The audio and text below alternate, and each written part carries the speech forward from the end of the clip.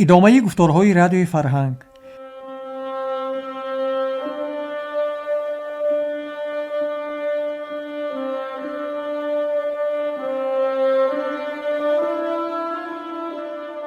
شنوندگان عزیز، حالا از سلسله خوانش بدیعی داستان استاد صدرالدین عینی داخونده را شنوید. گفتار 12.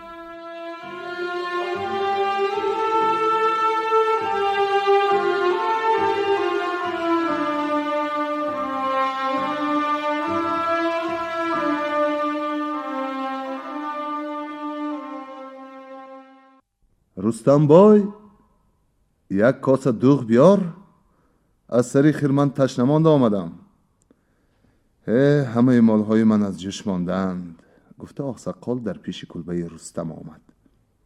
رستم برای نشستن آقسقال شالچه را به زیر درخت ارچه پهن کرده. گلنار نان و دوغ بیار، گفته به دخترش دسترخوان فرمود.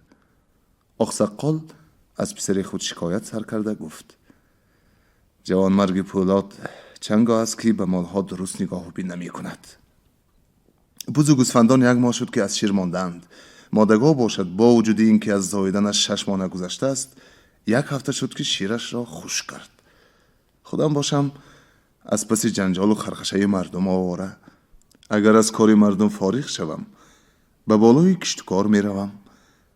اگرچه بیشترین زمینهای آبیم را به 4 کار و 5 کار سپردم، باز خودم خبرداری نکنم کار پیش نمی رود. چشم صاحب دارو گفتند که بیدرگ نیست. رستم: مگر پولاد هر روز مالهات را به چرا نمی برد؟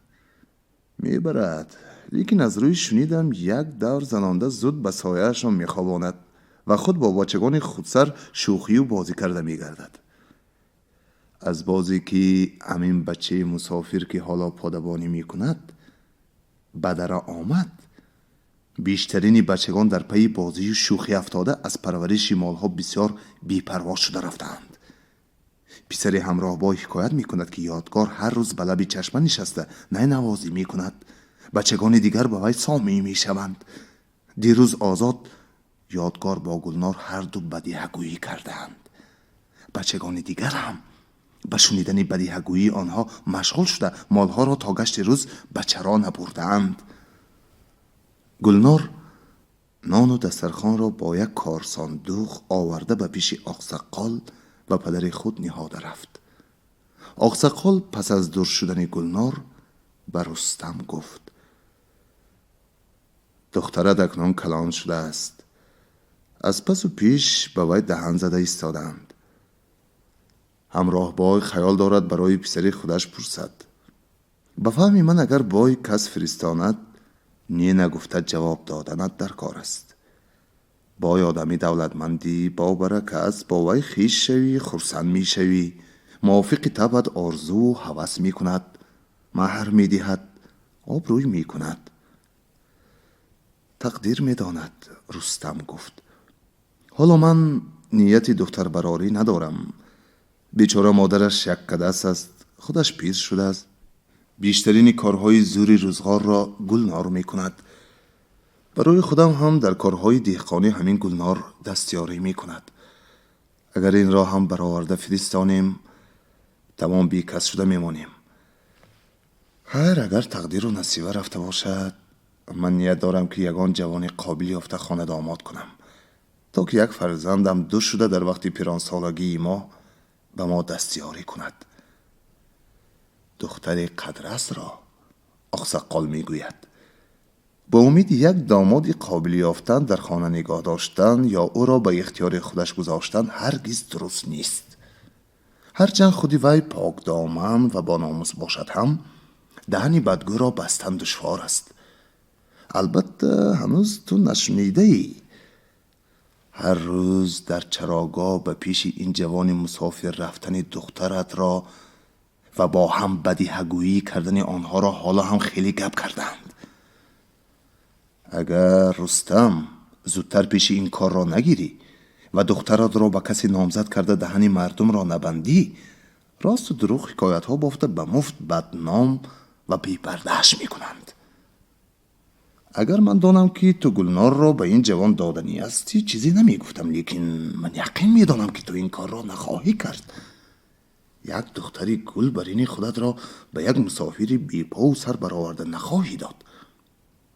خیر، باز به دلت سخت نرسد. من این سخنها را به تو در آیان گپ از روی یار و برادری گفتم و مقصدم برای تو یک دامادی ملکداری اسبابداری یافته داده تو را خرسند و دخترت را خوشبخت کردن است. و بس بفهمی من از پسری همراه بای خوبتر و بابتر داماد نمیابی.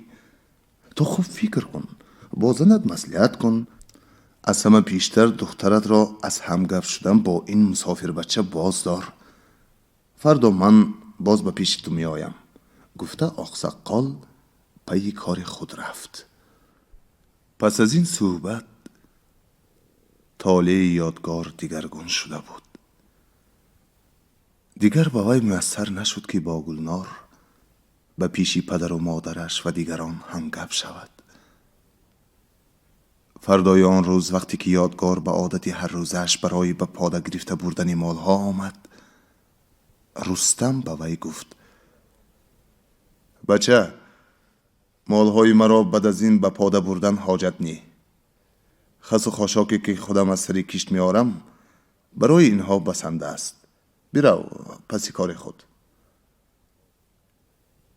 آسمان به سر یادگار فرو رفت، لیکن چی چاره؟ سری بیتنه شده از پیش رستم خیسته رفت.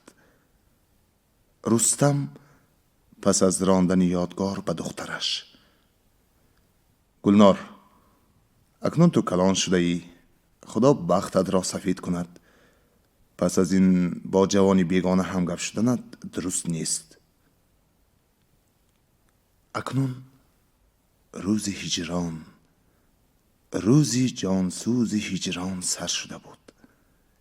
این هجران که پس از امیدی وصال روی داد، به هر دو طرف هم تأثیری بد کرد، لیکن هر دو طرف را هم بیان که شعله‌ای نمایان کنند، بجوز که دودوار درون سوختن چاره‌ای نبود. یک هفته با این حال گذشت. در مدت این یک هفته این دو دلباخته یکدیگر را ندیدند. این یک هفته در نظر این هجران زدگان از یک سال هم درازتر می نمود. این یک سالی بود که روز نداشت. این یک شب تاریکی دراز ناامیدی بود که صبح امیدی به پایانش نمی نمود. پس از آن که خبری نامزد شدن گلنار به پسری همراه بای آوازه شد، یادگار را دیگر طاقت نماند. این بود که مالها را به چرا سر داده خود در پس خمی در سری راهی گلنار نشست، بیان که این حرکت خود را به کسی فهماند. گلنار را با تویش مبارک بادی کرد و خود هم از آنجا بندی و دستگیر شده رفت. فصل پنجم، فایده ازانی. در حولی عظیمشاه اسباب ضیافت آماده و دسترخوان با نعمت الوان آراسته بود. در پیشگاه شهصفه‌ای که از این پیش یک بار دیده بودیمش، دام الله امام محله در یک طرف آقسقال و در طرف دیگر علی مردان بیک یسهول می نشستند. خود عظیمشاه پایانتر از اینها نشسته چای می کشید و میهمانان را پی در پی به خوردن نقل و نوا تکلیف می کرد. گلی سری سبد مجلس علی مردان بیک بود. وی چگونه به در نیهان در آمدن و چی کارنماها نشان دادن خود را و چگونه به دست در آوردن چوپانی گریزه را شرحها داده حکایه می کرد.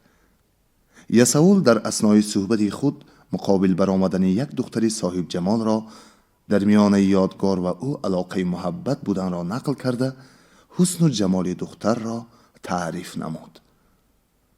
دام الله امام به شنیدن این تعریف دختر آبهای از دهانش رفته را با لب خود لیسیده گفت: جناب عالی باب گویید چی بگی؟ یسهول: از وی هم یک لای زیادتر. من گمان میکنم که در ارده جناب عالی هم این گونه دختر زیبا کمتر یافت میشدگیست. داملا امام: با یک تیر دو صید را میزدید نمیشد؟ بعضی ملاحظه های سپاهیگری مرا از این فکر باز داشت. من نیت داشتم که این دختر را خوشی به دست آرم، لیکن حاضر به وی طالبی بسیار برآمد.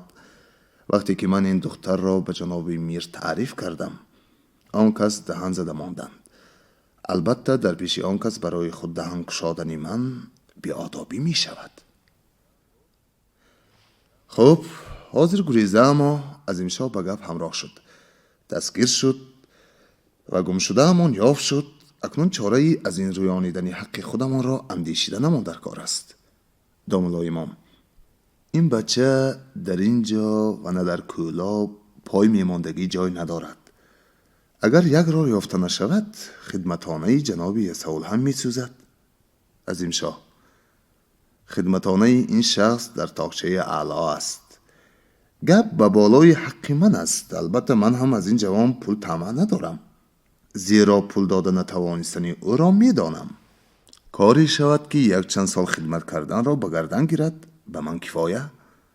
یسول: در این باره خود شما چی اندیشه دارید؟ من فکر میکنم که عظیم شاه میگوید از حبس کننده ماندن این جوان و یا از فرستادن آن به زندان بخارا هیچ مراد حاصل نمی شود. اگر با رضا و رغبت خود به گردن نگیرد یا نترسد، از خدمت این هم فایده برده نمی شود. زیرا تا کی من دنبال این را گرفته می گردم؟ امروز نباشد فردا باز می گریزد، می رود. بنابراین به فهم من اول او را با حبس عمری، با زندان و کنخانه بخارا و با دار و منار جناب عالی ترساندن در کار است. این خدمت را خود شما و آقسخال کردن می توانید.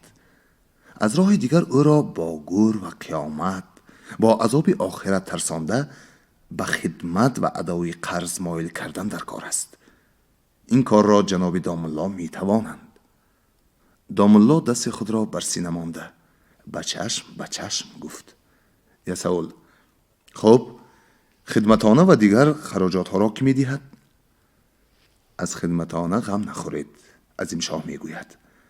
لیکن برای خوبتر ترسانیده و تعارف بارش وزین شدن را به خود این بچه نشان دادن، در اولی کار خدمتانه دادن خودی من درست نیست، بلکه آقسقال برای خراجات به نام بچه از قدرت سماوارچی با تعامل مقرره قرض می کند. هرگاه جنجال یک طرفه شده بچه و خدمت من در آید، من به خودش پسند کرده با دست خودش قرضش را به سماوارچی دهانده از زبانش خطی دیگر می گیرم. فردای آن روز یسول با آقسقال به در زندان رفتند. یسول با آقسقال گفت: شما به پیش بچه در آمده از هر راه سخن رانده او را به صلح راضی کنید و از همه پیشتر خدمتانه را طلب نمایید. اگر دیدیم که به این قدرها جان نمی دهد، خودی من رفته پوپیسه و سیاست کرده چشمش را به خانه اش می فرارم. آقسقال می خواست که به زندان در آید. امام از پیش یادگار برآمد. آقسقال: ها؟ چی گپ تقصیر؟ ملایم شد یا نه؟ چی بودن شریعت را به این بچه گردن کنده در همین دنیا نشان دادن در کار است. آخرت و گور و قیامت را به یک پول نمی گیرد. خب تقصیر. آقسقال خنده کرده به امام گفت: پولی چه را حلال کردید، اکنون به طهارت و نمازتان رفته گیرید. این طرفش را خودم درست می کنم. امام رفت و آقسقال پیش یادگار در آمد و طعنه کرده: جزای بچه خودسر همین است. خدا خیر کرد که خود خوجین واسطه شد، وگرنه حاضر تو را به زندان بخارا میفرستادند. من ارواح پدرت را روی خاطر کرده پیش تو آمدم که این کار را به خیر خوبی برابر کنم. لیکن برای بدرستی این کار کوشیدن، اول خدمتانه یسول را دادم در کار است. هیچ نباشد 20 تنگه یافته دی؟ من از کجا خدمتانه یافته می دیم؟ دیگر آنکه یسول به من چه خدمت کرده است؟ خدمتش این شد که مرا بندی کرده به سرم قمچی زده آورد. بچه تو هنوز هوشیار نشده ای و تعامل دنیا را هم نمیدانی. تعامل این است که خدمتانه را گناهکار میدهد. اگر تو نمیگریختی نه گناهکار میشدی و نه خدمتانه میدادی. اکنون که اینقدر بی اندیشگی را خود کردی، چنانچه خود کرده را درمان نیست گفتند، جزایش را هم باید خود به گردن کشی. من خانه و زمین ندارم که فروختد خدمتانه دهم. برای من که قرض میدهد. تو به خدمتانه دادن راضی شو، دیگر پروا نکن. به نام تو قرض یافتن و برابر کردن این کار را به خاطر ارواح پدرت خودم میکنم. تنها تو همین قدرش را دانستمان که به این جنجال هرچی خراجات شود همه به گردن توست. یادگار به زمین نگاه کرده. خود میدانید، لیکن زودتر فانه کنده دست و پایم را سستر کنانید که هیچ طاقتم نماند. تو اختیارت را به دستی من مانی و از گفته های من نبرایی. من هر نیکی را که از دست می آید در حق تو دریغ نمی دارم.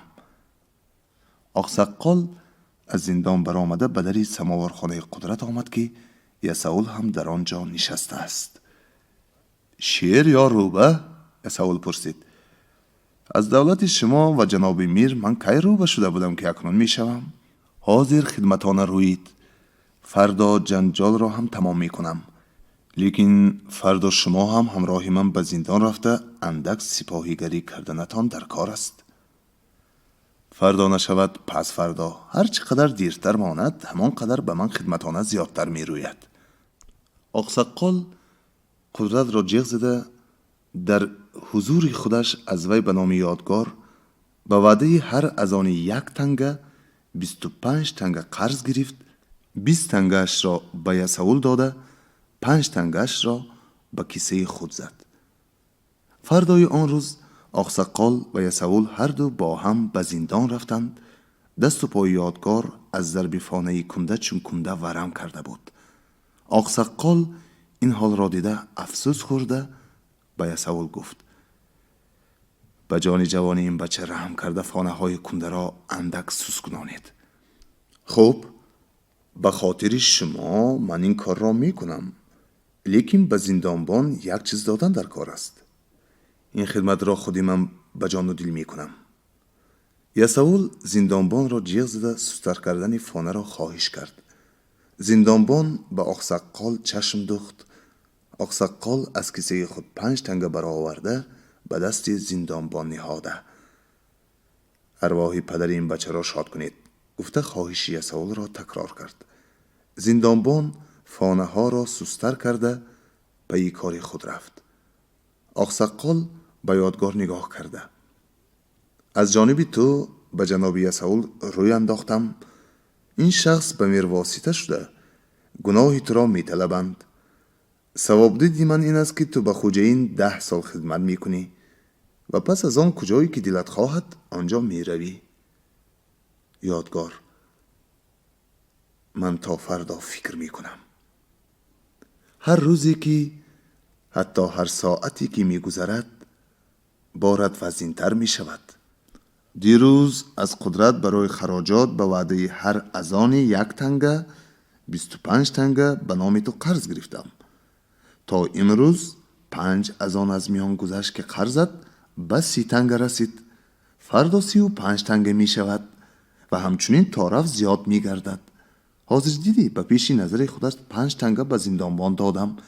اینها را هم من نمیدانم، پدرم میداند. گفتم منکر شده نمیتوانی. آن بیه که زودتر جنجال را تمام کنیم تا هم خلاص شو، بای هم به حقش رسد. به ثواب دیدی آقسقال تو راضی شوی هم؟ یساول گفت: حالا معلوم نیست که میر راضی می شود یا نه. خوجه اینت خیلی آدمی رحمدل بوده است. دیروز پیش میر رفته من بیادابی های یادگار را بخشیدم. شما هم از گناهش گذرید و از زندانش رهایی دهید که به خانه من آمده به جای پدرش خدمت کردن گیرد گفته التماس کرد. میر گفتند: این بچه را به بخارا به اختیار جناب عالی فرستادن در کار است.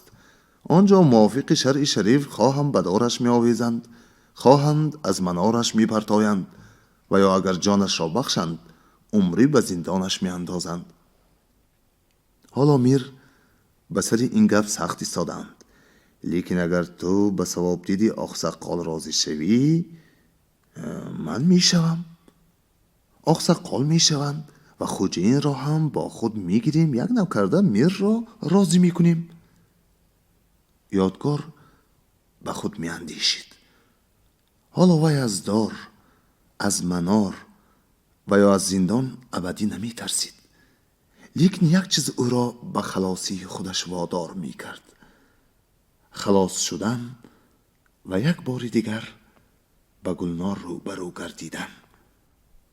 یادگار اگر پیشتر دیدن گلنار را برای خود می خواسته باشد، اکنون برای خاطر خود گلنار به این خواهش مجبور بود. گلنار به یادگار چقدر والا بودن خود را در روزی دستگیر شدن آن با کردار خود ثابت کرده بود. اکنون نامردی است که یادگار می اندیشید: من به خاطر وی به خلاصی خود کوشش نکنم. اگر هر وقت به جانم رسد باز راهی گریز برای من گشاده است. یادگار راضی شد. یسوول و آقسقال از پیش یادگار برآمده 150 تنگه دیگر از قدرت به نام وی قرض گرفتند. این مبلغ به حاکم، به زندانبان، به یسوول، به خود آقسقال و امام تقسیم یافت. یادگار از زندان خلاص شده به بندگی عظیم شاه افتاد. پول قدرت با فایده هایش به 200 تنگه رسیده بود.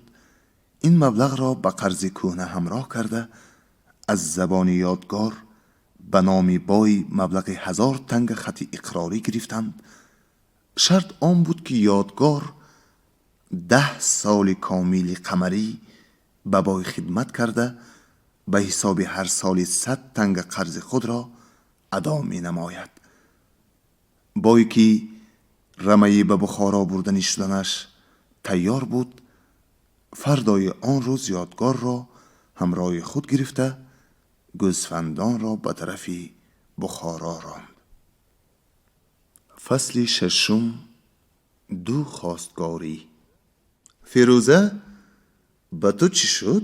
همین زمان مهمانت می آیند، گفته سلامت بیبی به کلبه رستم در آمد. فیروزه که به سر بالین گلنار نشسته از چشمانش اشک می ریخت.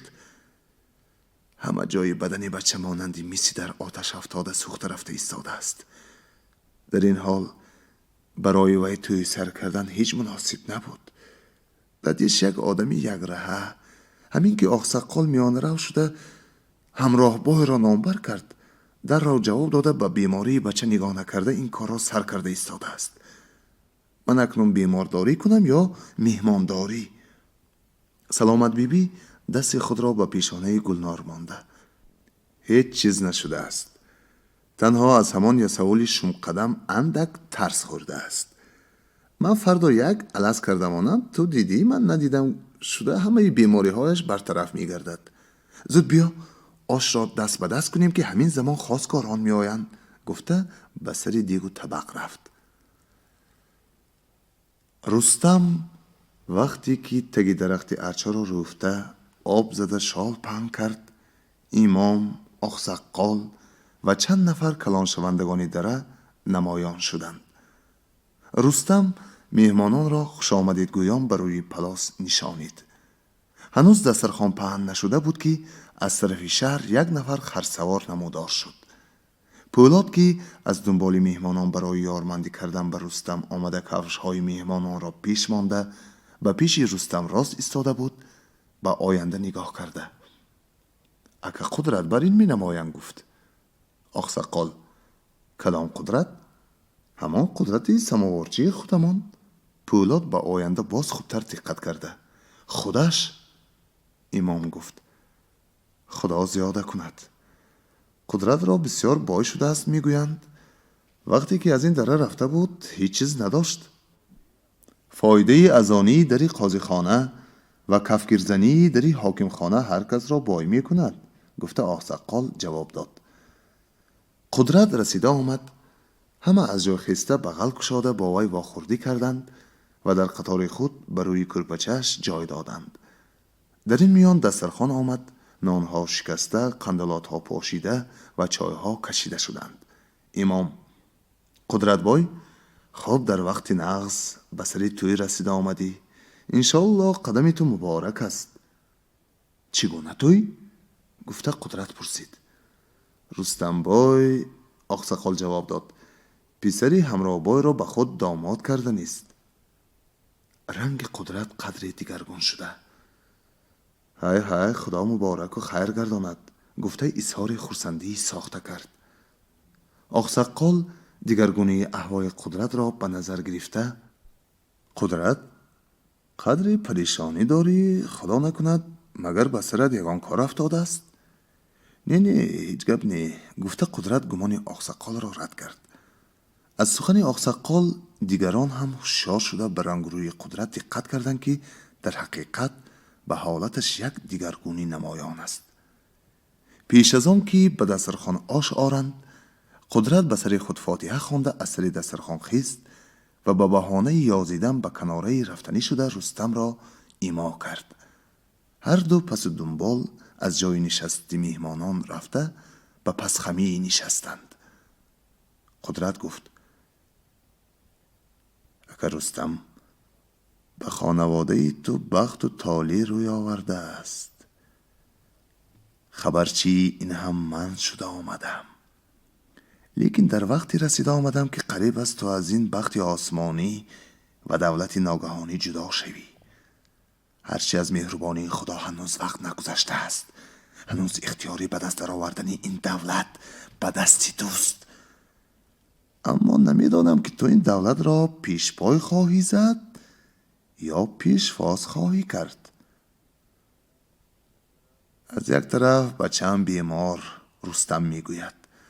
از طرف دیگر امر خیر این یگانه فرزندم را سر کرده ایستادم که این هم خواص مرا خیلی پریشان کرده است. بنابراین از این معماهای تو چیزی نمیفهمم. از برای خدا گپت را تاجیکی کرده روی راست گوی. مانند سوداگران بخارا زبان بازی نکن. لوچک و پوسکنده گپ همین که هفته گذشته علی مردان بیک یساول به اینجا برای کاری آمده دخترت را دیده رفته بوده است. در اثنای چقچق دستروی و زیبایی دخترت را به حاکم تعریف کرده است. حاکم اگرچه دو زن داشته باشد هم زنی کلانش پیری از کار برآمده و زنی جوانش همیشه بیمار بوده است.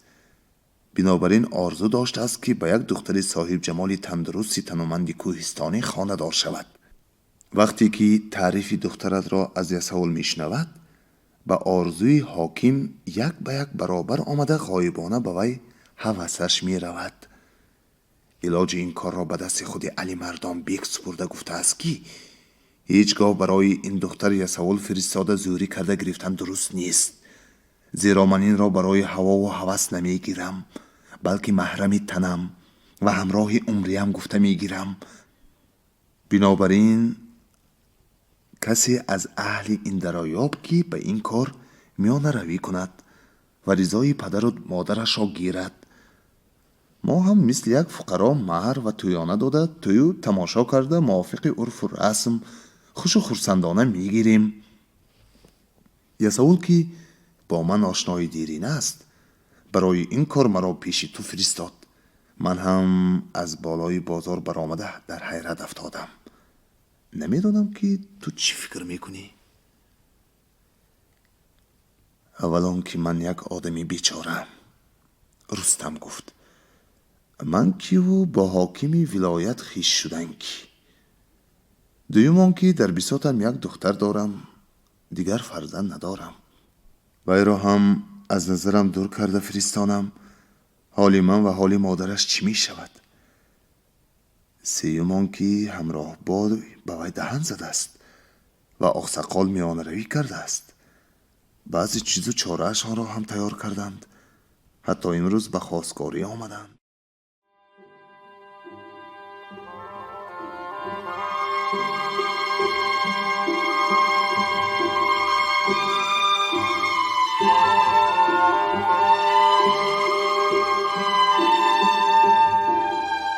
شما از سلسله خوانش بدیعی گفتار 12 را از داستان استاد صدرالدین عینی داخونده شنیدید. راوی حبیب الله عبدالرزاق.